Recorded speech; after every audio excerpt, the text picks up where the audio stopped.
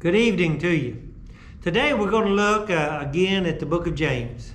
I hope you are enjoying the book of James, and I hope that you would share this with your friends, share it on Facebook, tell people about it on YouTube, just share it, like it, and see if we can get more people to look at this great teachings, I believe, of the book of James. It's probably the first gospel that was written, like I've said before. Most think that it was the first. It was written probably just after the dispersion, where everybody was scattered abroad, it says, except the apostles. And this was sent to encourage those people that had went out, to remind them of almost the first principle, that which was important. Last week, in the last few weeks, we've been looking at faith, because so oftentimes that is what it's about, faith. And some people say, well, you talked about work. Well, faith is a product of works is the products of faith. You cannot get the right kind of works if you don't have the right kind of faith. So it's really teaching us about faith. In chapter 3, it starts out by saying this: "My brethren, let not many of you become teachers, knowing that we shall receive a stricter judgment." It's talking about teachers. Some of the versions translate this leaders. And that's what a teacher is. A teacher is someone that leads someone. I used to think that the teacher was someone that, when I was a kid, that just basically made us mind, if that makes sense. But a teacher that's not their main job, and should not be their job at all. A teacher is someone that is instructing us in something that we need to know and that we need to do. That's what it's talking about here, an instructor. It says, knowing that we shall receive. That is, he was telling those that become teachers, we have a responsibility. We'd have, a student, you have the responsibility to pay attention to the teacher, to the subject, and you have that responsibility to yourself. But a teacher is someone that has the responsibility of teaching that lesson to everyone in the class. Everyone in the class have a greater responsibility. And with a greater responsibility, we have a greater, responsibility, and a greater guilt. And I think that's a good word.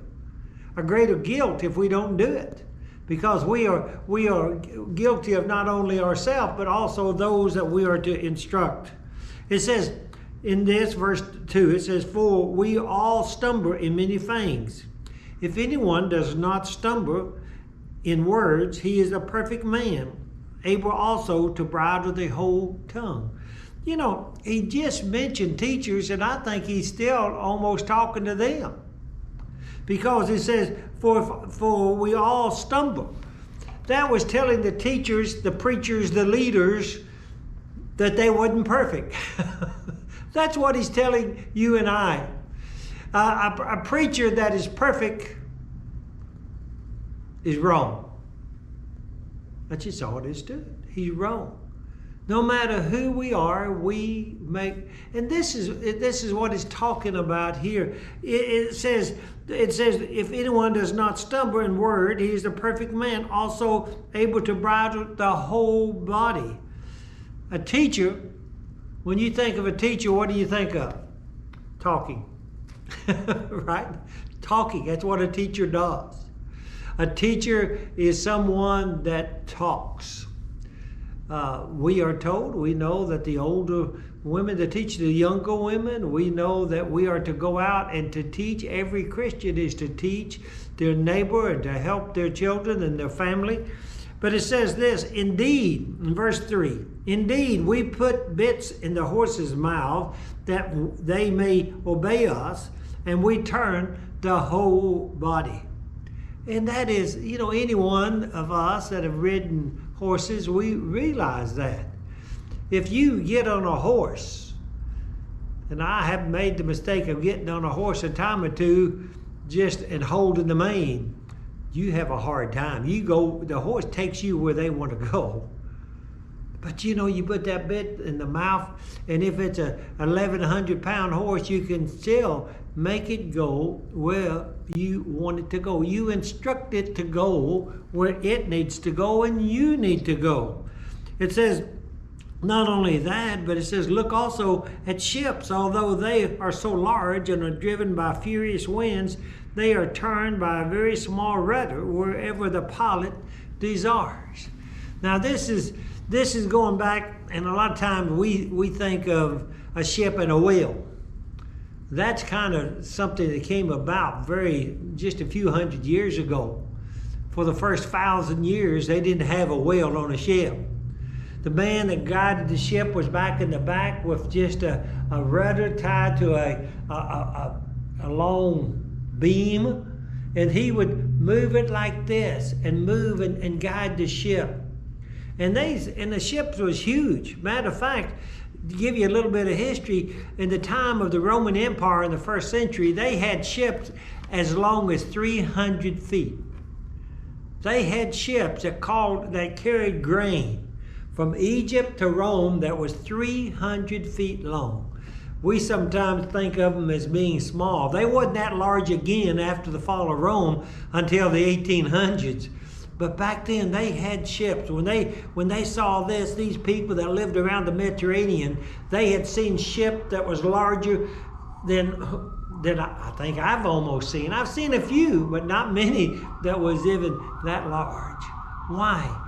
They could control it even with a rudder. So these people knew the meaning. If they hadn't rode horses, they had at least seen a what? Seen a ship. Today, he used both of these terms to illustrate to us, no matter if we are at the ocean or in dry land, we would know the illustration given in this passage. It says, even so, verse 5, even so, the tongue is a little member and boasteth great things. See how great a force a little fire kindles. It says it don't take something big to do, and you think of that, a forest kindle. When you see a forest fire, what do you think of? Destruction. That's what he's talking about. Destruction. Destruction. It says the tongue is a fire, a world of iniquity. The tongue is so set among our members that it defiles the whole body, and set on fire the course of nature, and it is set on the fire by hell. It is saying that the tongue is responsible so oftentimes for getting people into trouble. And by the way, this is going to sound funny. It can be our tongue or somebody else's. As I was a chaplain in the Texas prison system, a lot of the fellows, they would tell me how they got in there. And I heard this more than once. Well, they said this to me and I got mad, so and I'm in here. What was they in prison? Not because of their tongue, but because somebody lost control of their tongue, and then they lost control of their temper, and guess what? Here they are. They was in prison. So even in prison, so oftentimes things that happened was caused by what? The tongue. We can go to hell, and this is something we need to realize. We can go to hell for what our tongue does. And we can go to hell for what the tongues of others cause us to do. And a lot of times people don't look at that. Did you know that, brother? They don't look at that. But we have to watch out and listen and not let our tongue or somebody else's tongue get us into trouble. Because it is set on fire by what? Hell. For every kind of beast and birds, of reptiles and creatures of the sea is tamed and has been tamed by mankind. And I think of this, and somebody said, no. Yes, some of us, been down to see the show down in the ocean world, or whatever they call it, and saw the killer whale? They don't call that a killer whale because of it eats minnows. It eats other huge whales. It eats the largest fish. It eats anybody or anything that it can get its mouth around. But I saw that thing do tricks. People in the water with it doing tricks. It was tamed. Even at this time, they even knew, this is going to sound funny, but I think the Romans and the people of the first century even knew more about taming animals than we do. Because it tells us about Hannibal of Constantinople, of how he fought against Rome. He took African elephants and took about 12 or 13 of them over the Alps to go into, and that's what I said, African elephant. If you look it up, they would tell you now, you cannot train African elephants. They're not like the Indian elephants that we see in circuits and all that. But you know, you can. It was proven. It's dangerous, but you can. The killer whale was dangerous because a couple of years after I seen them perform, there was one of the trainers killed down in Disneyland, or whatever it was. I forgot which one, but they was killed. Why? Because they are dangerous, but they was trained. But just like, and that's something to remind us. We train our tongues, but we still have to watch them. They trained the elephants. They trained the killer whale, but they said we still have to what? Watch them. The tongue is something we trained, but it is so oftentimes can be unruly, and the death of us and others if we do not control it. It says, but no man, verse 8, but no man can tame the tongue. It is an unruly evil, full of deadly poison, which with it we bless our God and Father, and with it we curse man, who have been made in the similarity, or other version says the image of what? God. We are made like God. We praise God, then we curse what He made. It's almost, we look at this, looking at someone and telling a man and woman, oh, we love you, but your child we hate. I'm talking about a child just small. Somebody said, you wouldn't impress that mother or that father very much, would you, doing that? You think that you are impressing God when you do that to His children? No. We have to realize, control our tongue. It says, out of the same mouth proceedeth blessing and cursing, my brethren. These things ought not to be so. Does a spring send forth fresh water and bitter water from the same opening? If it's a sweet water spring, it's a sweet water what? Spring. Down in Oklahoma, and a lot of you probably heard of the springs. There's Sand Springs down in Oklahoma. And then there's Sulphur Springs, Oklahoma. The one has a good spring, and you can drink the water from it. Sulphur Springs, I don't know if I would want to drink it, because you go through that town, I can honestly say that's a stinking town. Because that spring comes up right there along and goes into the river, and it's got that old sulfur smell to it. It is a stinking town. Not the people. I know some of the people. I know some of the church members there, or did know. I think they're going, the greatest people I've ever known, but they wasn't known for their good spring. But you know, they could understand this parable more than others, because they could just go just up towards the hills, just about 20 miles, and all of a sudden there was a spring of what?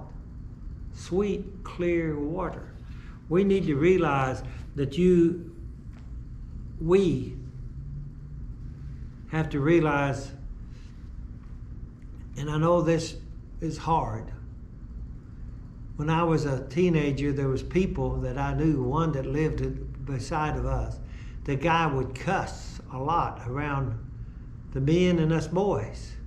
But when his wife and daughters came out, he just wouldn't cuss. And he told me, he said,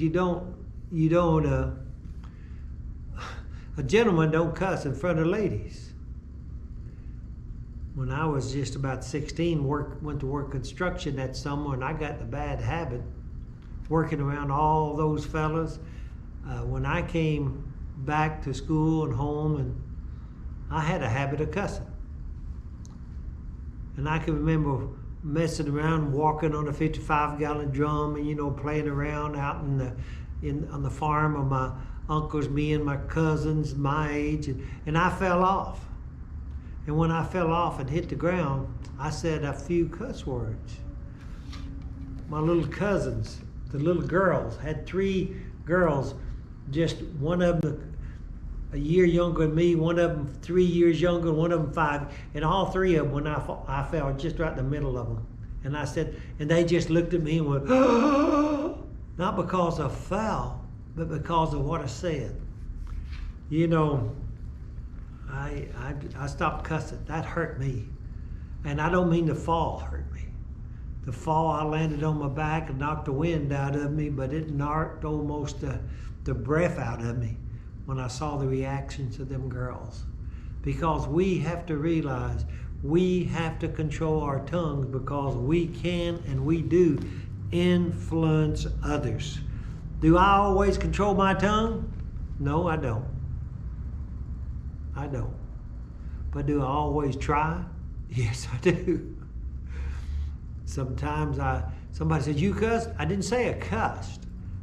You can just say something in a harsh way, a word, and that's, that can be wrong too. If you say any word, use any word in a way that it hurts the feeling of somebody else, that is not what you should do. Belittle, pick on, mock, make fun. Those are as wrong as anything else when we use it that way to hurt or for spite on other people. It says, can a fig tree, my brethren, bear olives, or a grapevine bear figs? This, no spring yieldeth both salt water and fresh. We cannot be both. Decide what you are going to do, and then you need to make sure that you do it. Decide what you are going to do. We can say it this way, not just saying it, but also doing it. This is going to sound funny, but this is a continuation of the same thought we talked about last week and the week before, where it says faith only. There's only one time in the Bible do you find the 2 words faith only in the Bible. Only one time. Did you know that? It's in James 2:24. You see then that a man is justified by works and not by faith only. Now, only by faith can you be saved. Listen to me. Only by faith can you be saved. But that faith has to cause you to act. You cannot be saved by works. You cannot do it. You are saved, what? Only by faith. But that faith has to be action. We have to have belief and action. And part of that action is not our hands and not our feet. But yeah, right here. That's what it is. Help us that we might control our tongues so that we can see the glory of the Father someday. God be with you till we meet again.